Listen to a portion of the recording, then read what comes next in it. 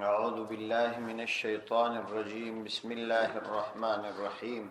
ومن يشفع شفاعة حسنة يكن له نصيب منها ومن يشفع شفاعة سيئة يكن له كفل منها وكان الله على كل شيء مقيتا.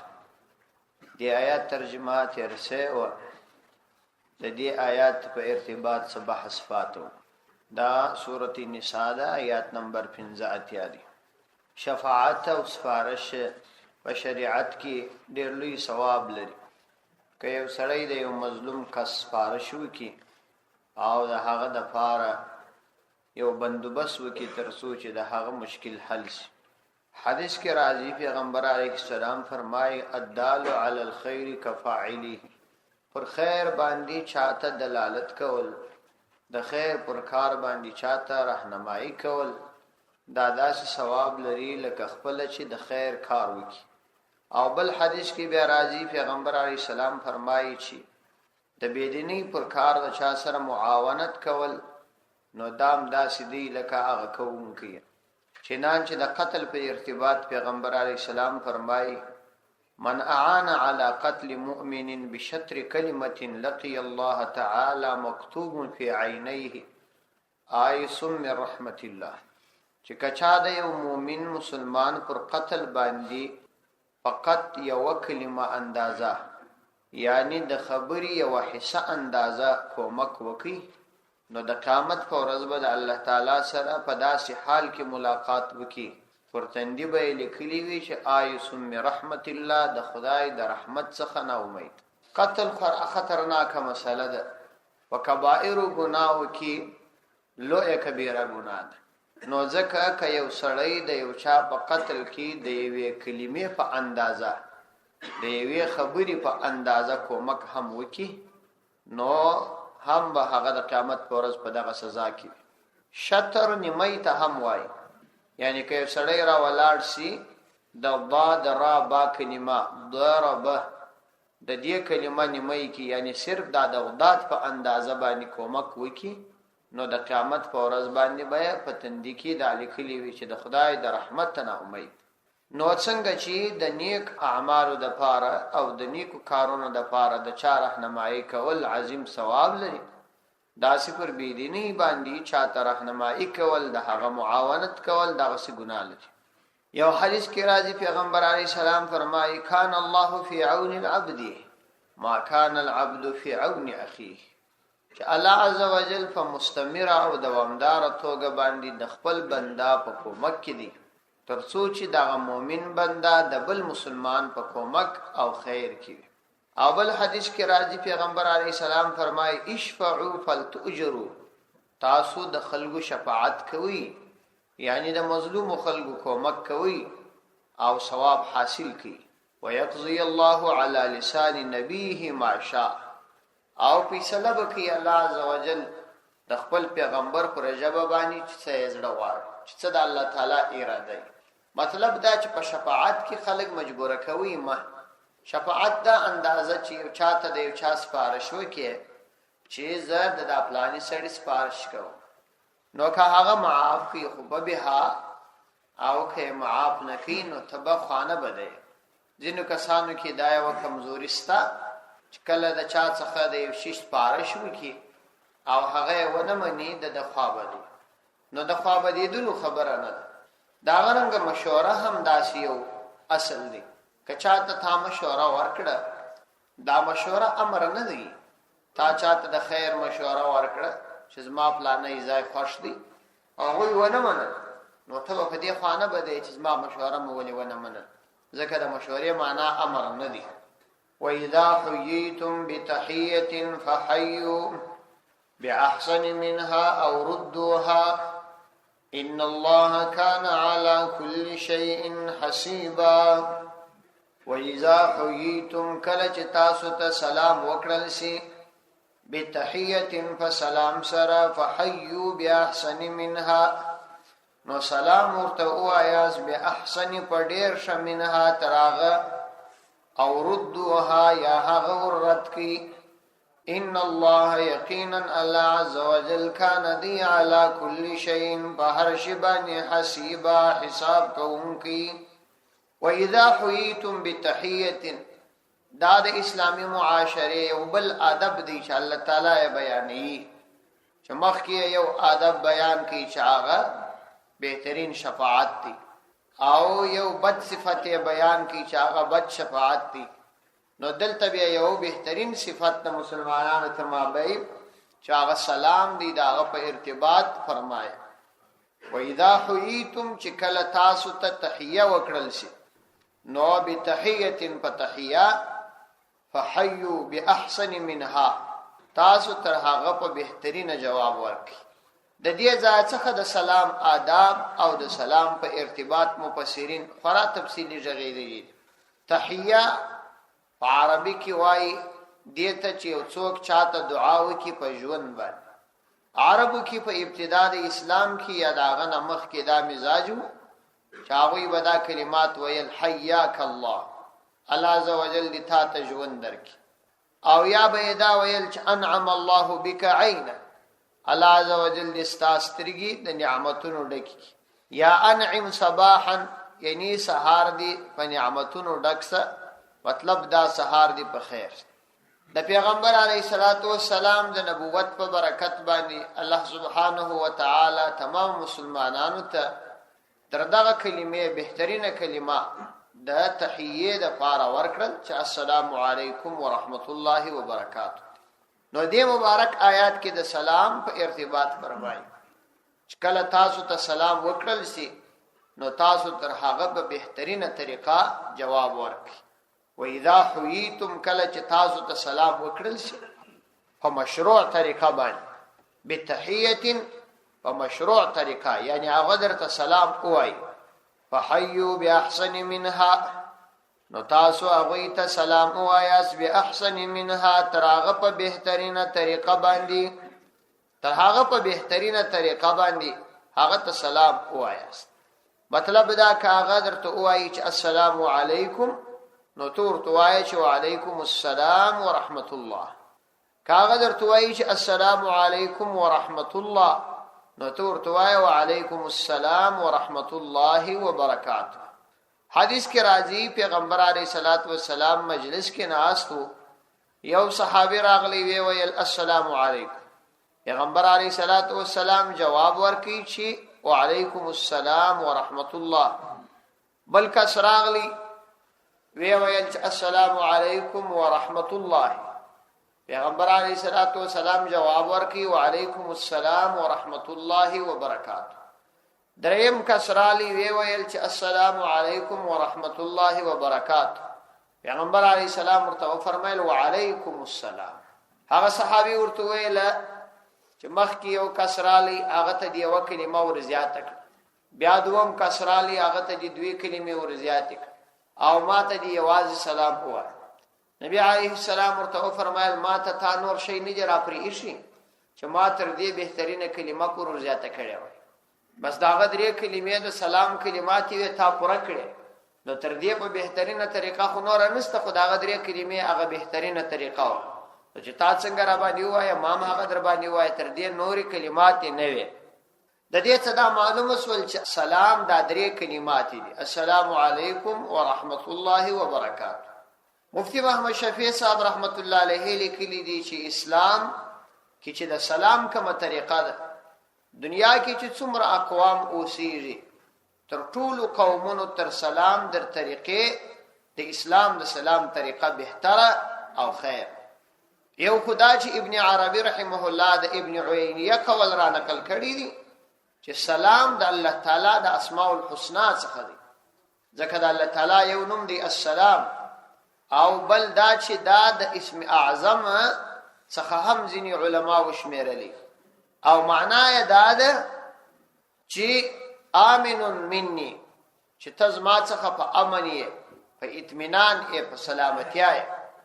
د سلام په ارتباط پیغمبر علیه الصلاۃ والسلام ډیر زیات فضائل بیان کړي. عبد الله ابن سلام رضی الله عنه وايي مدینه منوره ته ورغلم، پیغمبر علیه السلام می په اول دید کې ولیدي، نو پیغمبر علیه السلام چې وای اول خلکو ته بیان کاوه نو فرمایله چې یا ایها الناس ای خلق افشوا السلام، سلام عام کی، د سلام کلمه عام کی. افشوا السلام ووصلوا الارحام، او بلدا چې دوستی پالي، او وصلوا بالليل والناس نيام، او د شپې لمونځ کوي چې خلک به دي. واطعموا الطعام، او ډوډۍ ورکوي، غریب خلکو ته ډوډۍ ورکوي. تدخلوا الجنه بالسلام، جنت ته په اطمینان او سلامتیا داخل سي. او کما قال علیه السلام، نو دې حدیث کې دا راغله چې سلام عام کی. بل حدیث کې راځي تاسو به تر هغه وخت جنت ته داخل نسی تر څو چې ایمان مراوړي، او تاسو ایمان تر هغه وخت راتلای نسی چې تر څو یو د بل محبت نه کړي. او هغه کلمه درته ونشم چې تاسو د زړونو تر مابین محبت پیدا کی، هغه د سلام کلمه. په حدیث کې پیغمبر علیه السلام فرمایي زما امت کې تر ټولو لوی بخیل هغه کس دی په سلام کې بخل کی، سلام نه وایي. بل حدیث کې راځي پیغمبر علیه السلام فرمایي چا چې سلام وایي تر ټولو لوی برکت یې حاصل کی. او پیغمبر علیه السلام فرمایي چې البادئ بالسلام بریء من الکبر، هر چا که ابتداء سلام وایه دا د کبر پاک دی. که چا ابتداء سلام شروع کاوه بس دا د کبر څخه پاک دی. نو د سلام په ارتباط پیغمبر علیه السلام خپل امت ته ځکه دومره ډېر ترغیب ورکړی دی چې د مسلمانانو تر مابین محبت دا زیات سي. د سلام په لفظ کې 5 فائدې دي. اول دا چې سلام دا د الله تعالی نوم دی، او د الله تعالی نوم چې ذکر کیږي دا ذکر دی، په دې الله تعالی ته ثواب درکړي. دوم دا چې نصیحت دی، خیر خواهی ده، ځکه چې یو چاته تا وویل چې السلام علیکم ورحمت الله وبرکاته، هغه د الله تعالی طرف ته متوجه کیږي، د الله تعالی یاد په ذهن کې راځي، بس دا نصیحت دی، تا هغه ته د خیر خبره وکړه. دریم دا چې اظهار محبت دی، تا هغه ته د خپل محبت اظهار کړي. مطلب دا دی چې ته د تعالی وایي چې زه تاسو سره محبت کوم، ځکه زه دا وایم چې ورته د الله تعالی د طرف امن، امان، سلامتیا او رحمت او برکات. او څلورم دا چې د خپل مسلمان ورور د پاره دعا ده، داغه د پاره د خیر دعا ده. پنځم دا چې ته د هغه سره دا معاهده کوي چې ته زما د ژبې او د لاس څخه په امن یې، زه تا ته یوه ذره ضرر نه رسوم. ځکه د سلام معنا دغه ده چې زما د ژبې او د لاس څخه به ته په امن. نو دا خبره غلطه ده چې دا ځینې خلک وایي بد په سلام نه ورکېږي. سلام یو عظیمه کلمه ده، خو کاش کې مسلمانانو سلام د خپلې مقصودی معنا سره یو ځای ادا کوله، صرف د عادت او د رواج په شکل نه وای، بلکې د عبادت او د الله تعالی د یاد په شکل وای، بیا به ډېر زیات فائدہ او ډېر زیات تاثیر درلود. په سلام کې ځینې خلک ځینې غلطي هم کوي، ځینې آداب یې خلک ماتي. اول خو مولانا مفتی محمد شفیع صاحب رحمه الله لیکلي دي چې د اذان کلمات دا درې دي، او دا د مغفرته کلمه ځینې خلک سره وای. نو دا ځینې روایتو کې خو ثابته ده، لکه امام ابو داود رحمه الله را نقل کړي، لیکن عام طور پیغمبر علیه السلام نه دی استعمال کړي. ګوري یو مهم خبر درته کوم، د نبی علیه السلام څخه چې کوم اعمال د هغه څخه صادر شوي، دغه اعمال پر دوه قسمه دي. ځینې اعمال پیغمبر علیه السلام په دوامدار توګه کړي دي، او ځینې یې کله کړي دي د دې لپاره چې امت ته فقط دا وشي چې دا کار روا دی. هغه عمل چې پیغمبر علیه السلام په ژوند کې یو وار یا دوه واره کړي، هغه عمل په دوامدار توګه کول سنت کار نه دی. هغه عمل په دوامدار توګه کول سنت کار نه دی. هغه عمل چې پیغمبر علیه السلام دوامدار کړي هغه سنت. د مثال په توګه پیغمبر علیه السلام به وای کله د سحر د سنت څخه ورسته عائشه رضی الله عنها وای یو طرف ته به څنګه واچو. نو دا پیغمبر علیه السلام په دوامدار توګه نه دی کړي، او نه امت ته د دې ترغیب ورکړي. کاوه چې سړی همیشه دا کار کوي نو دا سنت نه دی. او دا رقم پیغمبر علیه السلام د مغفرته کلمه یو وخت ویلې ده کین دوامدار نه ده وایي نو دا کې سړی دوامدار وایي دا سنت عمل نه دی د دې څخه ځان ساتل پکار ځینې کسان په دا کې غلط سوي پیغمبر علیه السلام څخه ځینې اعمال ثابت دي او نبی علیه السلام دوامدار نه دي کړي صرف امت ته دا شودلې ده چې دا روا دي لیکن خپل پیغمبر علیه السلام علی الدوام نه دی کړي او نه بل چا د پیغمبر علیه السلام مخته دوامدار ادا کار کړي نو یو خدا خبره مهمه بل دا چې موږ په سلام کې او غلطي کوو هغه دا چې د سلام کلمات صحیح نه وایي یو خدا چې سلام علیکم وایي سلام علیکم نو دا صحیح نه السلام علیکم باید وایي او ځینې کسان په خط کې د السلام علیکم کلمه غلطه لیکي تاسو پام پر وکی ځینو کسان پر دا سلام باندې الف لام نه را داخلي دا الف لام پر داخلي دی السلام دی لیکلي اسلام علیکم السلام علیکم اسلام علیکم لیکلي الف لام نه لیکلي خالی حمزه او سره کوي دې ته متوجه کېدل پکار دی ما ته کله څوک خط راوستي لیکلي اسلام علیکم زه خط وساتم هر وخت دی وی نمبر اوندا غلط کړي دا السلام علیکم لیکل کیږي یو خو دې ته متوجه کېدل پکار بل دلته یو ختم چاپ سوی په دې کې د سلامو 15 طریقې لیکلي نو دا معنی خو مخبل نه دي لیدلي ظاهرا خوشم معلومي دي چې دا په لغت په کتابو کې هم داغه ترجمه وی کبني وی والله اعلم لیکن د السلام علیکم کلمه په معنا باندې د مرګ د شریعت کې دا منع ده دا بسړی نه استعمال او خالص سلام علیکم بم نوای ځکه نبی علی صلوات و سلام ته چا دا اویل پیغمبر علیه السلام ورته دا د اموات السلام دي دا فرموړو باندې ویل کیږي او د سلام د فار آداب دادي روان سړی به پرناس سړی سلام وای او لږ به پر ډیرو سلام وای او دا غرنګ روان سړی به ورتلون کې سړی ته چې دی ورزي پر هغه باندې سلام وای او دا چې کڅو کور ته ورزي پر خپل کوروالا او اولادونو به سلام وای پیغمبر علیه السلام وای تاسو پر خپل اهل باندې سلام وایاست ځکه په دې وجبانی برکت راځي او بل په سړی کې د تکبر مزاج لمنځي او د سلام په ارتباط باندې دا هم مهمه ده چې د دې د درې کلمات سړی وایي نو پر دې باندې دیرش نه کوي الله تعالی سړی ته ورکی پر هر کلمه لس نه کوي الله تعالی انسان ته ورکوي او کله کایواز السلام علیکم ویل سی ام کفایت کی ورحمت الله ویل سی ام کفایت کی وبرکاته ویل سی هم کفایت کی البته په المانځ کې د وبرکاته کلمه وسره ویل بدعت دی د دې څه بزان ګوري پیغمبر علیه السلام التنه دی السلام علیکم ورحمت الله نو داسې وسړی نه وایي چې وبرکات